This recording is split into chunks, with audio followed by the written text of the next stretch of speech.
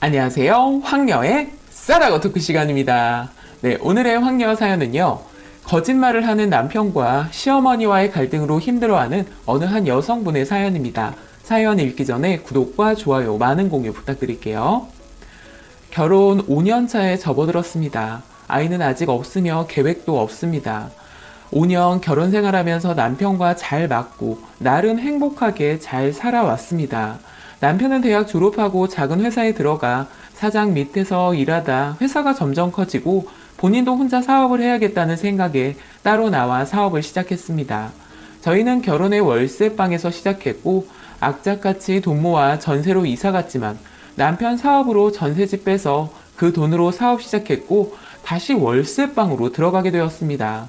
처음 몇 개월은 정말 수입이 전혀 없었고 많이 힘들었지만 점점 좋아지면서 수입이 들어오게 되었고 현재는 월 800에서 1000만 원 정도는 벌고 있습니다.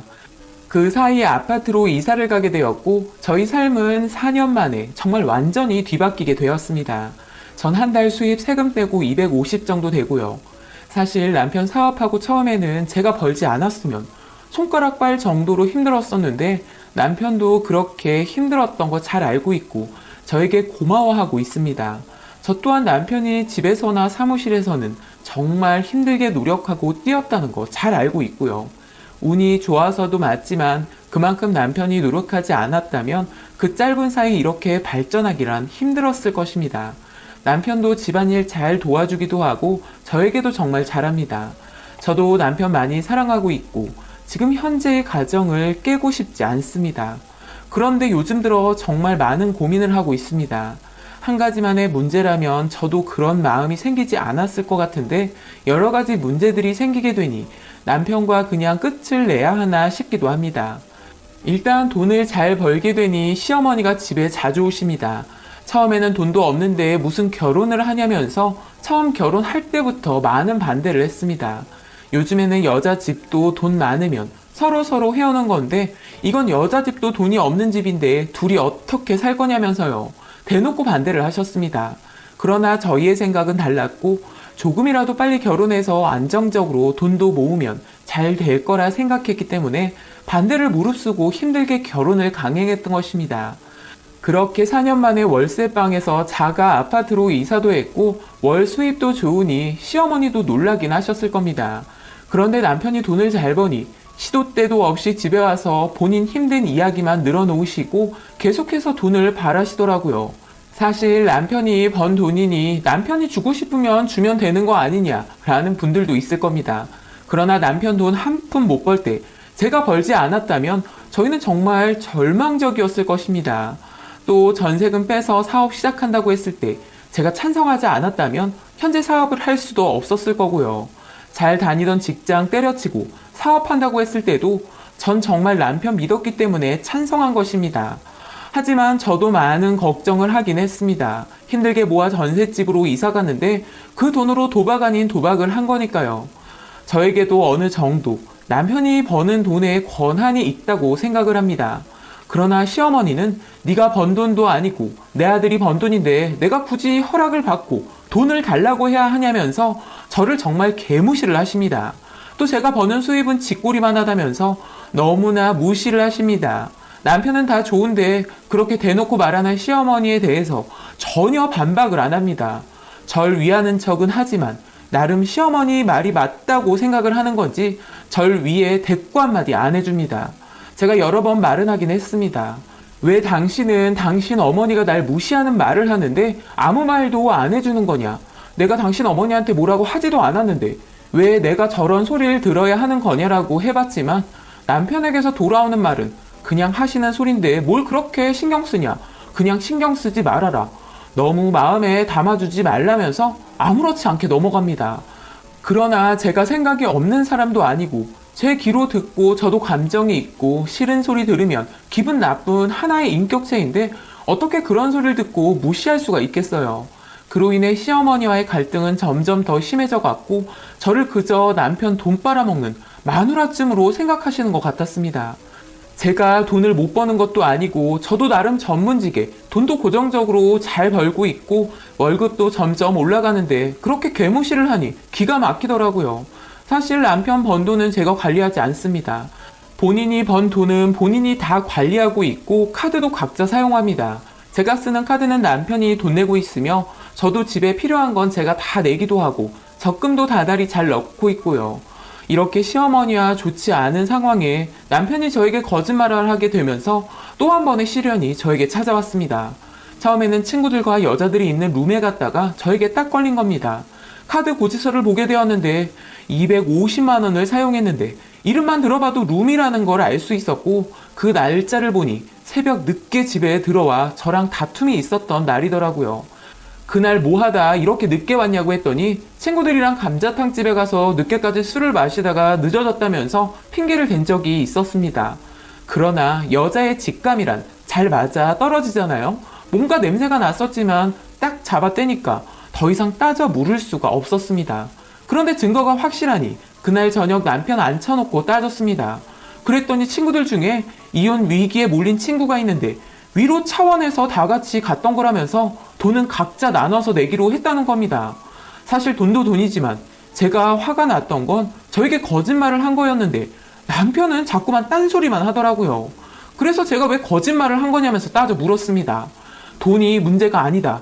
왜 여자애는 술집 갔었으면서 감자탕집에서 늦게까지 술 먹었다고 거짓말을 할 수 있는 거냐?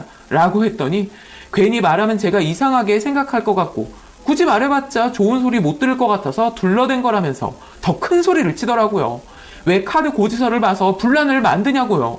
정말 어처구니가 없었습니다. 여자보다 워낙 말빨이 좋은 남편이라 제가 말하면 이리 피하고 저리 피하면서 본인이 화난 부분과 제가 선을 지키지 않은 얘기만 계속했습니다. 저는 그런 남편 말에 휘둘려 결국 아무 소득도 없이 마무리가 되었습니다. 저도 가만히 생각해보니 그래 남자끼리 한번 갈 수는 있겠다. 바람을 핀 것도 아니고 그냥 술집 갔다 온 건데 그냥 참자.